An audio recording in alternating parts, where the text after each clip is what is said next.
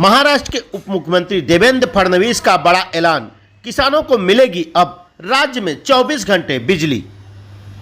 खरं म्हणजे दोन गोष्टी मला सांगितल्या पाहिजे। पहिले तर आपल्या सरकारने शेतकऱ्यांकरता महत्त्वाचा निर्णय घेतला।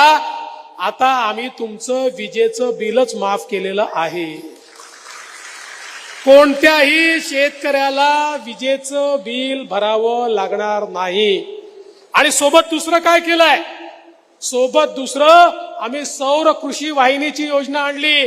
महाराष्ट्रातल्या शेतकऱ्यांना 16,000 मेगावॅट वीज लागते, त्यापैकी 12,000 मेगावॅटचं त्या ठिकाणी आम्ही हरित ऊर्जीकरण किंवा सोलर मध्ये कन्व्हर्शन सुरू केलंय, जे 1.5 वर्षात पूर्ण होणार आहे।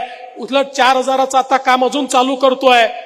2 वर्षानंतर शेतकऱ्यांच्या शेतात जाणारा विजेचा युनिट आणि युनिट हा सोलरचा असणार आहे।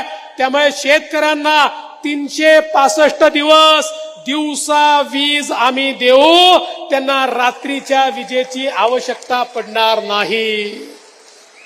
म्हणजे विजेचं बिलही नाही आणि 24 तास तुम्हाला वीज त्या ठिकाणी देण्याचं काम आपलं महायुतीचं सरकार या ठिकाणी करताय।